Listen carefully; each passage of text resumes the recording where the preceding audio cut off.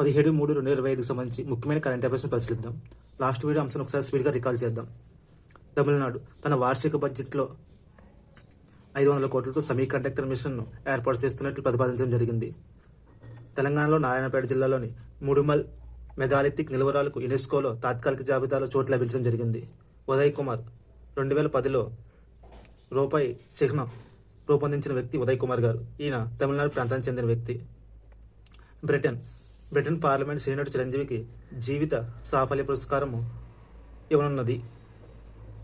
5వ అంశంగా ఫిబ్రవరి నెలలో ద్రవ్యోల్బణం అతి తక్కువగా ఉన్న రాష్ట్రంగా తెలంగాణ, అతి ఎక్కువగా ఉన్న రాష్ట్రంగా కేరళ ఉండడం జరిగింది. ఇంక ఈనాటి అంశాన్ని పరిశీలిస్తే, ఏ మిషన్లో భాగంగా 9 నెలల పాటు అంతరిక్షంలో ఉన్న సునీత విలియమ్స్ బూచ్ విల్మోర్ను భూమిపైకి తిరిగి తీసుకురావడం జరుగుతుంది. Option A crew 9 mission, option B crew 10 mission, option C crew 11 mission, option D crew 12 mission. ఇక్కడ సరైన ఆన్సర్ పరిశీలిస్తే క్రూ 10 మిషన్ ద్వారా సునీత విలియమ్స్ మరియు విల్మోర్ను భూమిపై తిరిగి తీసుకురావడం జరుగుతుంది. 2024 జూన్ 5వ తేదీన బోయింగ్ సంస్థ స్టార్లైన్ నౌక ద్వారా అంతరిక్ష కేంద్రానికి వెళ్ళడం జరిగింది. ప్రస్తుతం క్రూ డ్రాగన్ నౌక ద్వారా భూమి మీదకి తిరిగి రానున్నారు. మరో ప్రశ్న పరిశీలిద్దాం. చంద్రయాన్ 5కి కేంద్ర ఆమోదం తెలిపినట్టు ఈరోజు ఇస్రో చైర్పర్సన్ నారాయణ గారు తెలిపారు. దానికి సంబంధించిన ఒక ఆర్టికల్ రావడం జరిగింది. ఈ అంశాన్ని పరిశీలిస్తే, చంద్రయాన్ 5ను ఇస్రో ఏ దేశంతో కలిసి చేపడతారు?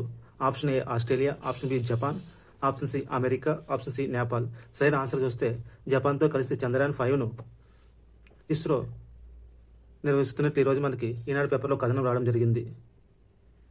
2023లో చంద్రయాన్ 3లో ప్రజ్ఞా రావర్ బరువు చూస్తే 25 కేజీలుగా ఉన్నట్లు ఈరోజు పేపర్లో కథనం రావడం జరిగింది. చంద్రయాన్ 5లో ప్రజ్ఞా రావర్ను 250 కేజీల బరువుతో నిర్మిస్తున్నట్లు ఈ కథనంలో చెప్పడం జరిగింది. అదేవిధంగా చంద్రయాన్ 4ను 2027లో నిర్వహిస్తున్నట్లు ఇస్రో చైర్పర్సన్ నారాయణ గారు చెప్పడం జరిగింది. మరో ప్రశ్న చూద్దాం. ఇస్రోకు చెందిన విక్రమ్ సారాభాయ్ అంతరిక్ష కేంద్రం, చండీగఢ్లోని సెమీకండక్టర్ ల్యాబొరేటరీ సంయుక్తంగా 32 బీట్ మైక్రో ప్రాసెసర్ను అభివృద్ధి చేసి ఏ పేరు పెట్టడం జరిగింది? Option A Kalam 3201, option B Satish 3201, option C Vikram 3201, option D Shivam 3201. ఇక్కడ సరైన ఆన్సర్ చూస్తే విక్రమ్ 3201 పేరు పెట్టడం జరిగింది. మరో ప్రశ్న పరిశీలిద్దాం. యుఎన్ఓ ఏ తేదీన ప్రపంచ హిమనాద పరిరక్షణ దినోత్సవంగా ప్రకటించినది? ఆప్షన్ ఏ మార్చి 21, ఆప్షన్ బి మార్చి 22, ఆప్షన్ సి మార్చి 3, ఆప్షన్ డి జనవరి 3.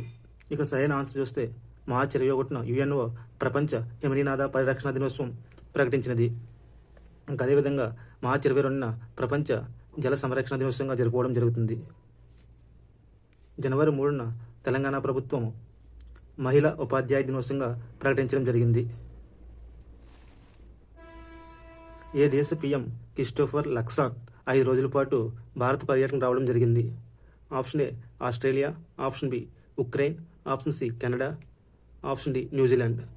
సరైన ఆన్సర్ చూస్తే న్యూజిలాండ్ ప్రధానమంత్రి క్రిస్టోఫర్ లక్సాన్ 5 రోజుల పాటు భారత పర్యటనకు రావడం జరిగింది. ఇటీవల న్యూస్లో ఉన్న ఇతర దేశాలను పరిశీలిస్తే, ఆస్ట్రేలియా శాస్త్రవేత్తలు టీబీకి టీకాను కొనుక్కోవడం జరిగింది. అదేవిధంగా 2020-24 మధ్య అత్యధిక ఆయుధాలు దిగుమతి చేసుకున్న దేశంగా ఉక్రెయిన్ నిలవడం జరిగింది. సెకండ్ స్థానంలో భారత్ ఉండడం జరిగింది.